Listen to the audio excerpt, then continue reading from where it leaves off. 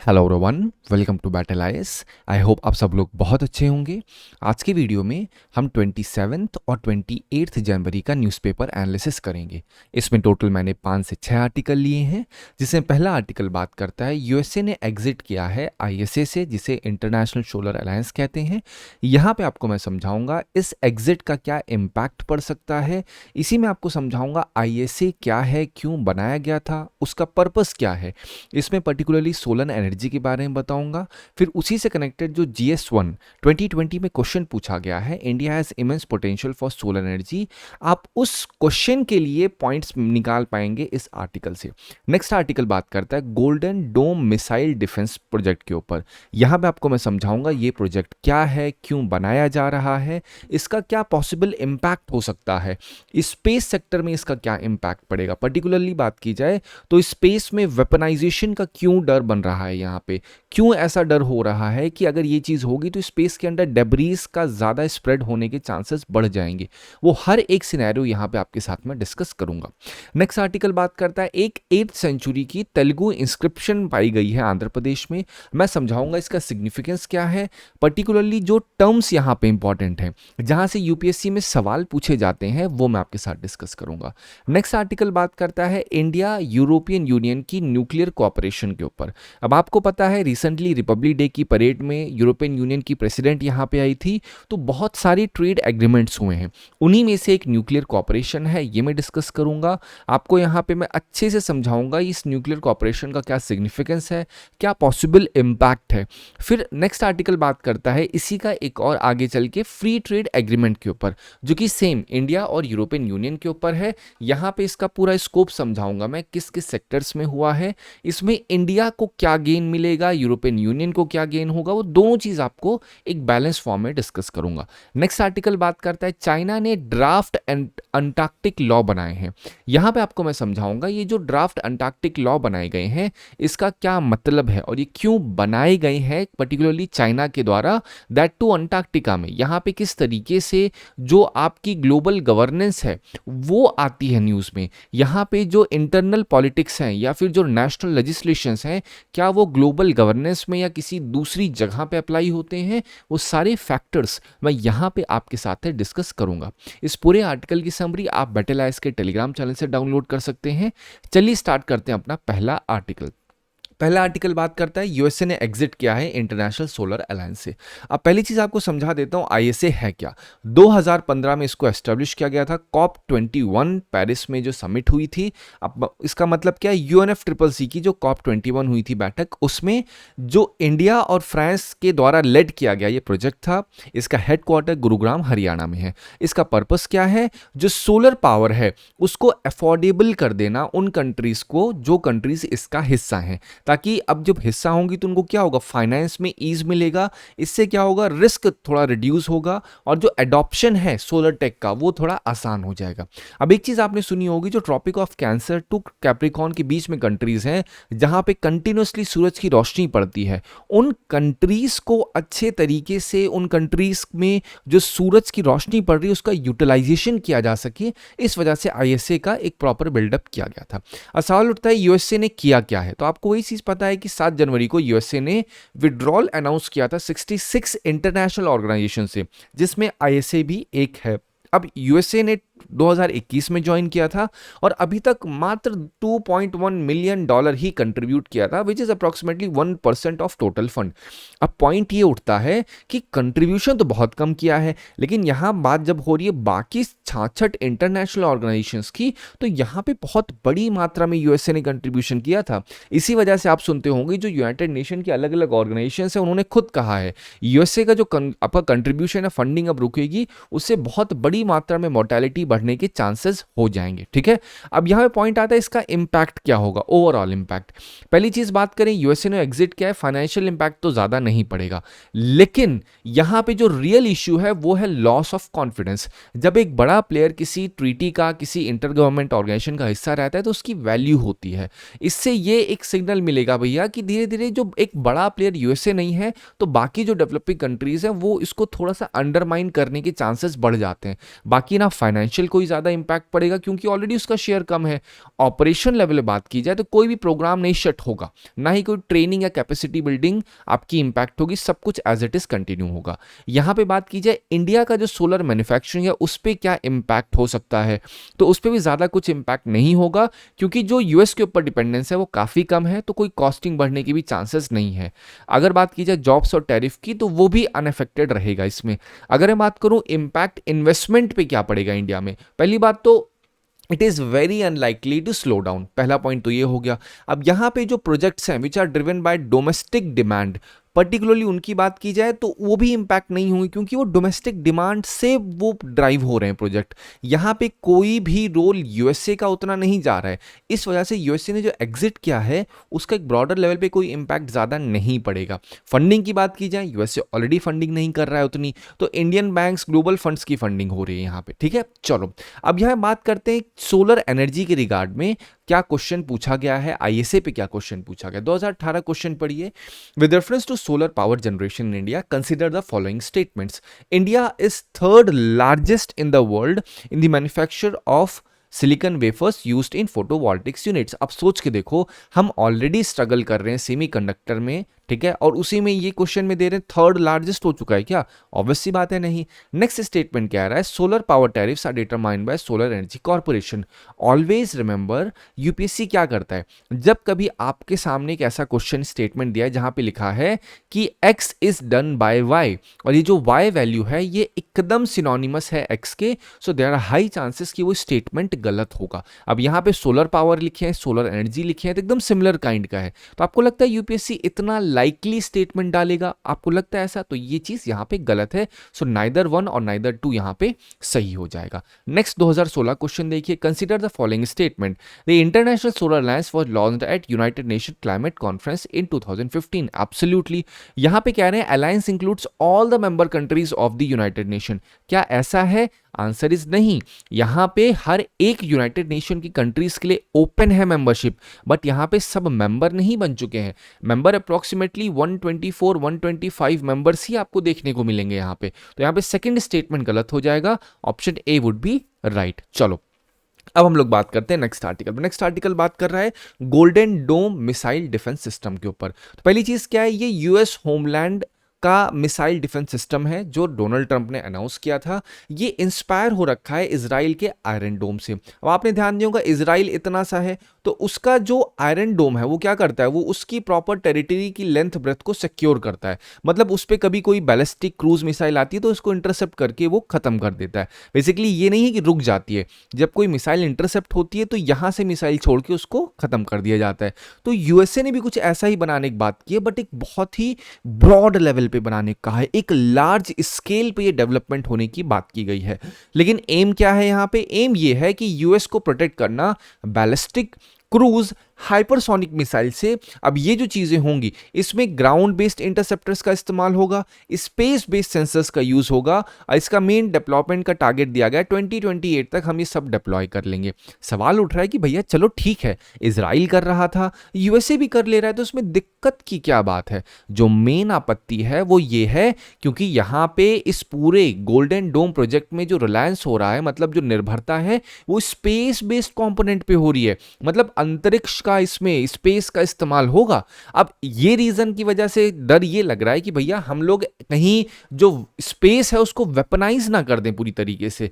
अब अगर वहां पे कोई वेपन्स रहेंगे स्पेस में, तो अगर वेपन्स फटेंगे तो उन्हीं वेपन्स की जो डेब्रीज होंगी वो रेज हो जाएंगी, इससे एंटी सैटेलाइट कंसर्न्स ज्यादा बढ़ जाएंगे। जो स्ट्रैटेजिक लोकेशन ग्रीनलैंड जैसी हैं वो जियोपॉलिटिकली काफी ज्यादा सेंसिटिव और ज्यादा हो जाएंगी, कंट्रोवर्शियल ये है। तो इसका ओवरऑल इंपैक्ट की अगर बात की जाए गोल्डन डोम की, तो क्या है, ग्लोबल सिक्योरिटी बात अगर कहा है तो यहां अगर यूएसए ऐसा करेगा तो चाइना रशिया भी सोचेंगे, अगर यूएसए कर रहा है तो हम भी करेंगे कुछ ऐसा। अब जब वो दोनों करने की कोशिश करेंगे तो इससे एक बहुत बड़े लेवल पे स्पेस सेक्टर में बिल्डअप बनेगा, और इससे क्या होगा, इससे न्यूक्लियर लेवल पे भी प्रॉब्लम बढ़ेगी, इससे स्पेस में वेपनाइजेशन, स्पेस की डेब्रीज की प्रॉब्लम ये डबल लेवल पे हो जाएगी, और उसमें एक टर्म आएगा स्पेस का मिलिटराइजेशन हो जाएगा। ठीक है, अगर स्पेस गवर्नेंस में बात की जाए तो जो वेपन डिप्लॉयमेंट है स्पेस के, उसके जो नॉर्म्स होते हैं वहां पे क्या होता है, यूएसए ने खुद कहा है कि भाई साहब ऐसा है कि स्पेस के अंदर ना बिल्कुल भी वेपन्स को नहीं यूज करना चाहिए। बिल्कुल भी एंटी सैटेलाइट टेस्ट नहीं करने चाहिए। अब यूएसए अपने ही पॉइंट पे कॉन्ट्राडिक्ट कर रहा है ये सारी चीज़ें करके। तो अगर ये सारी चीज़ें होंगी तो इम्पैक्ट तो यही पड़ेगा ना। बाकी अगर बात की जाए तो यूएस के जो एलाइज हैं और जो ज्योग्राफी उस पर क्या इम्पैक्ट पड़ेगा, यूएस डेनमार्क के रिलेशन इम्पैक्ट हो सकते हैं, ग्रीनलैंड जैसी लोकेशन और ज़्यादा सीवियरली इम्पैक्ट हो सकती है इस गोल्डन प्रोजेक्ट के द्वारा। अगर डिफेंस इकोनॉमिक्स की बात करें, पहली बात तो बहुत एक्सपेंसिव है ये। अभी भी इसके अंदर ये हो रहा है कि टेक्निकल फाइनेंशियल रिस्क के काफ़ी ज़्यादा चांसेस हैं। डिफेंस फर्म को तो बड़ा एकदम प्रॉफिट हो जाएगा इसमें, लेकिन जो टैक्स पेयर है ना, उनको लॉन्ग टर्म कॉस्ट बहुत बियर करनी पड़ जाएगी। अगर हम बात करें इंडिया पे क्या इंपैक्ट हो सकता है, तो पहली बात डायरेक्ट इंपैक्ट तो नहीं होने जा रहा है, लेकिन यहाँ पे इंडिया के मन में भी ये चीज़ आ सकती है कि भैया हमें भी कुछ ऐसा ही करना पड़ेगा। तो इससे जो अटेंशन है वो डिस्ट्रैक्ट हो सकता है, और जो फंडिंग होगी वो क्लाइमेट से, डेवलपमेंट इश्यूज से हट करके ऐसा हो सकता है कि वो अब थोड़ा सा इंक्लाइन किसकी तरफ हो, जो ऐसे काम है जिनकी जरूरत नहीं है, जैसे स्पेस का मिलिटराइजेशन की बात हो रही है। ठीक है, चलो अब हम लोग बात करते हैं नेक्स्ट आर्टिकल पे। नेक्स्ट आर्टिकल बात कर रहा है 8th सेंचुरी का जो तेलुगु इंस्क्रिप्शन फाउंड किया गया है। आपको मैं टू द पॉइंट करता हूं। एक टेंपल है आंध्र प्रदेश में, जिसे कहां पे है, प्रकाशम डिस्ट्रिक्ट में। उसका नाम क्या है, पिटिकेश्वर टेंपल। तो उस टेंपल में एक तेलुगु स्क्रिप्ट फाइंड की गई है, जो आपकी एक अर्ली तेलुगु लैंग्वेज में लिखी गई थी। इसमें 4 लाइन का रिकॉर्ड है, जो कि स्टार्ट किस शब्द से होता है, स्वास्तिश्री से। ठीक है, अब यहां पे जो मेंशन किया गया वो कौन है, प्राणी मिल्ली आचरी जो थे वो इसके स्कल्पचर कहे जाते, मतलब जिन्होंने इस स्क्रिप्ट को लिखा था उनका नाम ये है। क्या आपको ये पता होना है? नहीं। यहाँ पे जो मेन चीज़ है जिसकी वजह से मैंने मेंशन किया वो क्या है, नवकटा। अब ये नवकटा है, इसको क्या कहते हैं, ये आपका न्यू एम्बैंकमेंट कहा जाता है, मतलब पानी के रिजर्वॉयर की यहाँ पे बात हो रही होगी। क्या डायरेक्ट रिजर्वॉयर की बात हो रही है, या फिर जो नदी जाती है उसमें एम्बैंकमेंट बनाने की बात हो रही है? इट ऑल डिपेंड्स किस तरीके से बनाने को इसमें मेंशन किया गया होगा। बट सवाल क्या है कि नवकटा का इस्तेमाल या इसका मतलब क्या है, यूपीएससी में डायरेक्टली बोला जाएगा। तो ये एक नए एम्बैंकमेंट की बात है। अब पॉइंट है कि मैंने आपसे बताया क्यों, क्योंकि अक्सर यूपीएससी में सवाल पूछ लिए जाते हैं। विजयनगर एम्पायर पे सवाल पूछा गया, यूपीएससी ने डाल दिया था। फिर आप ध्यान दोगे हड़प्पा में जो रिजर्वॉयर सिस्टम था धोलावीरा का, उस पर सवाल पूछा गया है। तो ये इंडिकेट करती है स्क्रिप्ट की पब्लिक इंफ्रास्ट्रक्चर का वर्क किस तरीके से होता था। कोई रॉयल ग्रांट की जरूरत नहीं, वो नॉर्मली भी हो सकता है। ठीक है, अब सवाल उठता है ये इंपॉर्टेंट क्यों है। तो इसकी इंपॉर्टेंस है, पहली चीज लिंग्विस्टिक इंपॉर्टेंस है। ये one of the earliest Telugu inscriptions है। ये शो करता है कैसे ट्रांजिशन हो रहा था तेलुगु में फ्रॉम प्राकृत में। ठीक है, मतलब पहले प्राकृत का इन्फ्लुएंस कैसे हुआ, वही कैसे ट्रांजिशन हुआ तेलुगु में, तो स्क्रिप्ट में शो होता है। यहां पे अगर देखा जाए तो नॉन रॉयल पार्टिसिपेशन भी हाईलाइट होता है, कैसे आर्टिशियंस एक एक्टिव रोल प्ले करते थे वो भी यहां पे शो होता है। अब ये सारी चीजों से क्या होता है, temple centric civil life show होती है, मतलब टेम्पल्स में कैसे सिविक चीजों का मेंशनिंग की जाती है, वो चीजें भी यहां पे शो होती हैं। किस तरीके से कम्युनिटी वेलफेयर होता था, वो भी चीजें यहां पे अच्छे तरीके से मेंशन होती है। ठीक है, चलो हम लोग बात करते हैं नेक्स्ट आर्टिकल। नेक्स्ट आर्टिकल बात कर रहे हैं इंडिया यूरोपियन यूनियन के न्यूक्लियर कोऑपरेशन के ऊपर। अब टू द पॉइंट आपको बताता हूं, यहां पे यूरोपियन यूनियन या जिसको यूरोटॉम भी कहते हैं, वो क्या है, यूरोपियन यूनियन एटॉमिक एजेंसी जो है। ठीक है, अब सवाल है कि ये क्या है, किस तरीके से काम करती है। आपको वो बताने से पहले समझ लो कि ये यूरोपियन यूनियन की जो एटॉमिक एजेंसी है, जो न्यूक्लियर काम करती है, उसका नाम है। अब इन दोनों ने आपस में एग्रीमेंट किया हुआ है। अब एग्रीमेंट तो 2020 में ही थोड़ा बहुत साइन किया गया था, ठीक है, यूरोटॉम के साथ, जिसे हम लोग यूरोपियन यूनियन की एटॉमिक एनर्जी बॉडी कहते हैं।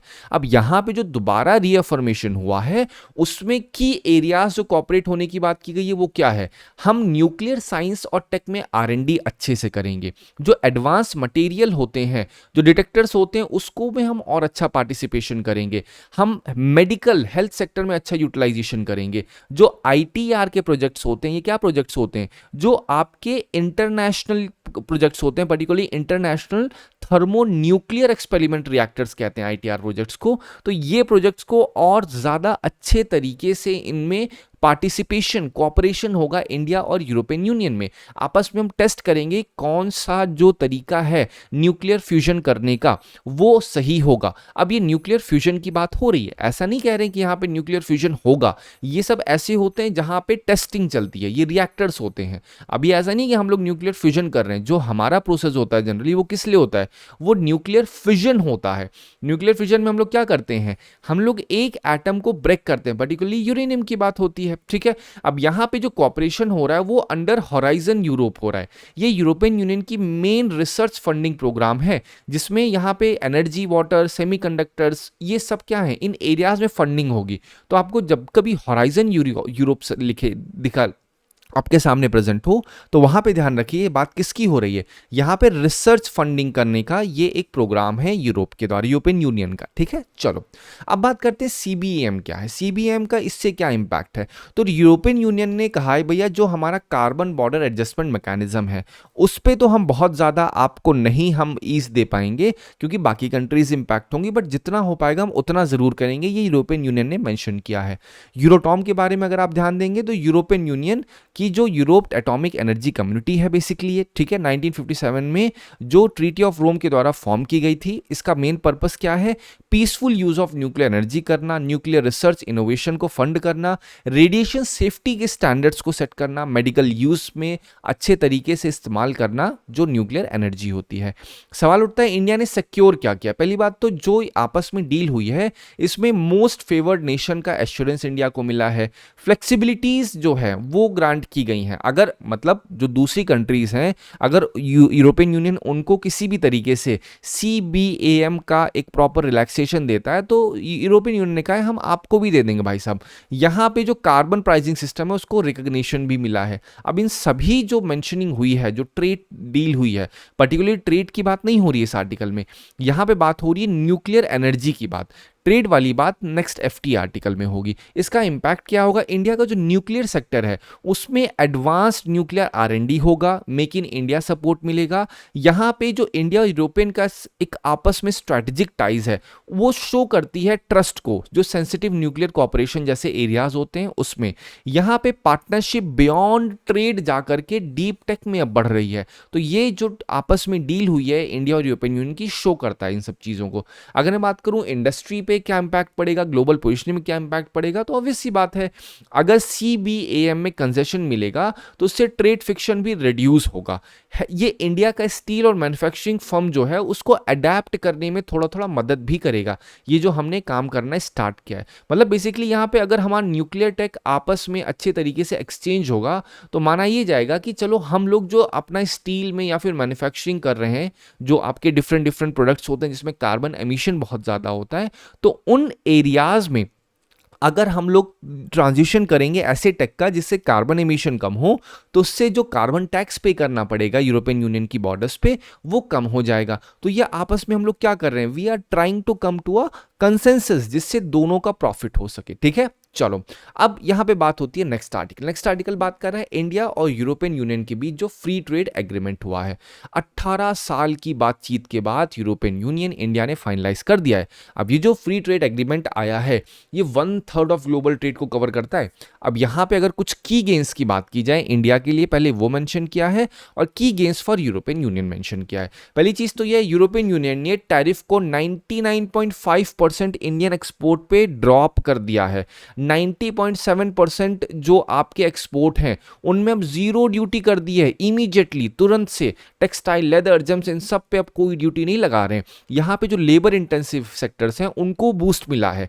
यहाँ पे जो मोबिलिटी है स्किल्ड इंडियन वर्कर्स की यूरोपियन यूनियन के जो कंट्रीज हैं वहां जाने की, वो और ज़्यादा ईजी बना दी गई है। अगर बात की जाए यूरोपियन यूनियन का क्या गेन होगा, ये जो इंडिया और ईयू का फ्री ट्रेड एग्रीमेंट हुआ है, तो इंडिया ने भी वही सेम चीज़ की, इंडिया ने कट किया 97.5% टैरिफ, ठीक है। मतलब यहाँ पे 97% जो आइटम्स हैं उन पे यूरोपियन यूनियन के को जो देना पड़ रहा था अब वो नहीं, मतलब इन सब प्रोडक्ट्स पे नहीं देना पड़ेगा। वाइन में जो ड्यूटीज़ हैं वो फॉल हुई हैं 150% से, वो घट करके देख रहे हो 20 से 30%, 40% तक आ चुकी हैं।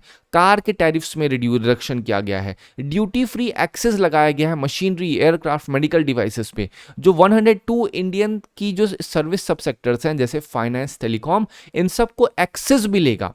पर्टिकुलरली किसके लिए है, ये यूरोपियन यूनियन वाले जब एंटर करेंगे तो उनको ये गेन मिलेगा। वही सेम चीज़ तो इंडिया को ही मिलेगी ना, इंडिया को एक्सेस मिलेगा 144 सर्विसेज सेक्टर जो आपके यूरोपियन यूनियन के होंगे। तो मैंने दोनों के गेन को यहाँ पे बैलेंस कर दिया है। अब आपको एक बार पढ़ना है, एक अंडरस्टैंडिंग को डेवलप करना है। यहाँ पे कुछ चीज़ें एक्सक्लूड की गई हैं। इंडिया का डेयरी और सेंसिटिव एग्रीकल्चर जो है उसको प्रोटेक्ट किया गया है।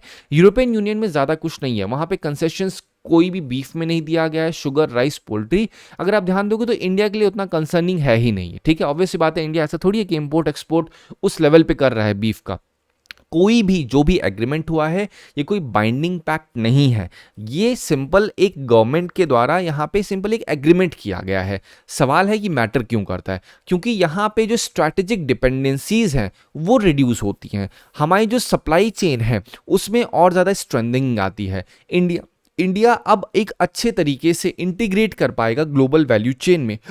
जो हमारी डिपेंडेंस है यूएसए के ऊपर वो भी अब रिड्यूस होगी, क्योंकि हमने एफटीए यूरोपियन यूनियन के साथ किया है। 1/3 ऑफ ग्लोबल ट्रेड में जब हमारी मेंशनिंग होगी तो आप सोच के देखिए कितने बड़े लेवल पे हमारी वैल्यू, हमारी सॉवरेनिटी कैसे एक अच्छे तरीके से सेफगार्ड हो पाएगी, ठीक है। चलो अब हम लोग बात करते हैं नेक्स्ट आर्टिकल पे। नेक्स्ट आर्टिकल बात करता है चाइना ने जो ड्राफ्ट बनाया है अंटार्कटिक लॉ के ऊपर। अब मैं शॉर्ट में आपको समझाता हूं। पहली बात, इसका नाम क्या है? Antarctic activities and environment protection law. इसका पर्पस क्या है? कॉम्प्रिहेंसिव डोमेस्टिक लीगल फ्रेमवर्क बना देना, जिससे चाइना से लिंक्ड जितनी एक्टिविटीज हो रही अंटार्कटिका में उसको रेगुलेट किया जा सके। अब एक बात समझ लो, अंटार्कटिका मतलब कहां पे है? ऑब्वियस सी बात है, अंटार्कटिका में साउथ की बात हो रही होगी यहाँ पे। अब ये करेंगे क्या यहाँ पे सिंपल सी बात है, अंटार्कटिका में जितने भी चाइनीज सिटीजन हैं या ऐसी ऑर्गेनाइजेशन जो चाइना की हैं या ऐसे लोग जो चाइना से कनेक्टेड हैं, ऐसी ऑर्गेनाइजेशन, उन सबके ऊपर ये लॉ एप्लीकेबल होगा। मतलब रह तो बाहर रहे हैं लेकिन चाइना का लॉ इनके ऊपर लगेगा। तो फॉरेन एंटाइटीज जो ऑपरेट कर रही हैं चाइना से, चाइनीज पोर्ट से, उनके ऊपर भी एप्लीकेबल होगा। मतलब ये क्यों बनाया जा रहा है? आप सोच रहे हो कि मतलब चाइना का मेन उद्देश्य क्या है? उद्देश्य है जो साइंटिफिक रिसर्च एक्सपीडिशंस है, टूरिज्म, फिशरी, शिपिंग है, इन सबको रेगुलेट करना अंटार्कटिक में, ठीक है। अब यहाँ पे कुछ की प्रिंसिपल्स क्या कहते हैं? चाइना ने कहा है भैया हम लोग ना अंटार्कटिका को एकदम पीसफुल पर्पस के लिए यूज करेंगे। मिलिट्री एक्टिविटीज को बैन किया गया है except limited support peaceful purpose के लिए, दैट टू। ऐसा नहीं होगा कि यहाँ पे मिलिट्री का एडवांसमेंट हम करेंगे, कोई भी मिनरल एक्सप्लोरेशन नहीं होगा। यहाँ पे मैंडेटरी होगा एनवायरमेंट इंपैक्ट असेसमेंट करना। अगर आप थोड़ा सा ध्यान दोगे तो चाइना कर क्या रहा है? चाइना वो जो वैक्यूम बनाया है यूएसए ने जियोपॉलिटिक्स में, उसको फुलफिल करने की कोशिश कर रहा है, क्योंकि यूएसए ने हर एक लॉ को अंडरमाइन कर दिया है। अब चाइना खड़ा होकर के क्या कर रहा है? चाइना दिखा रहा है भैया हम मानते हैं, अभी भी हम मानते हैं एग्रीमेंट में, हम इंटरनेशनल लॉज में मानते हैं। इसीलिए यहाँ पे क्या की प्रिंसिपल्स क्या रखा है? वेस्ट, पॉल्यूशन, टूरिज्म, अकाउंटेबिलिटी तक की बात चाइना ने रखी है। तो चाइना अपनी सॉफ्ट पावर का इस्तेमाल कर रहा है। यहाँ पे चाइना की प्रेजेंस अंटार्कटिका में देखेगा 1984 से यहाँ पे दिखेगी, ठीक है। यहाँ पे एडवांस आइस ब्रेकर्स भी उसके रखे हुए हैं। बट आपको मेन चीज क्या पता होनी चाहिए कि चाइना ने जो ड्राफ्ट बनाया हुआ ये मेंस में आप यूज कर सकते हो। चाइना का अंटार्कटिक गोल क्या है? चाइना वहां पे क्लाइमेट और ग्लेशियोलॉजिकल रिसर्च कर रहा है, एनवायरमेंट प्रोटेक्शन की बात करता है। यहाँ पे rule taker to rule shaper के तरीके से चाइना निकल के आ रहा है, ठीक है। यहाँ पे long term strategic scientific presence को भी शो करता है। अब ये जो ट्रीटी है, मतलब ये जो अंटार्कटिक ट्रीटी सिस्टम है, उस पे क्या इंपैक्ट या उसके लिए ये क्या चीज शो होता है जो चाइना ने अपना ड्राफ्ट बनाया है? तो पहली चीज ये है कि चाइना ने अपना खुद का एक ड्राफ्ट बनाया है। अब यहाँ पे अंटार्कटिक ट्रीटी सिस्टम है, सवाल ये उठता है कि क्या अंटार्कटिक ट्रीटी सिस्टम में कोई रोल नहीं होगा?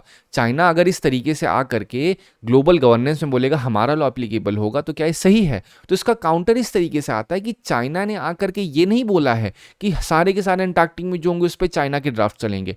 चाइना ने सिंपल बोला है भैया हम ना केवल अपनी गारंटी लेते हैं, जो हमारे लोग हैं, जो हमारी कंपनीज हैं जो काम कर रही हैं अंटार्कटिक में रिसर्च पर्पस के लिए, हम उनको या उनकी अकाउंटेबिलिटी इंश्योर करेंगे। वो जो भी काम करें वो अकाउंटेबिलिटी दें उस चीज़ की, वो एनवायरमेंट इंपैक्ट असेसमेंट करें, वहाँ पे कोई भी मिनरल एक्सप्लोरेशन ना करें। तो चाइना अपने लोगों की गारंटी ले रहा है। तो शोकेस करता है कि चाइना किस तरीके से वैक्यूम को फुलफिल करने की कोशिश कर रहा है। आई होप आपको इस आर्टिकल से मदद मिली होगी। Thank you so much for watching this video.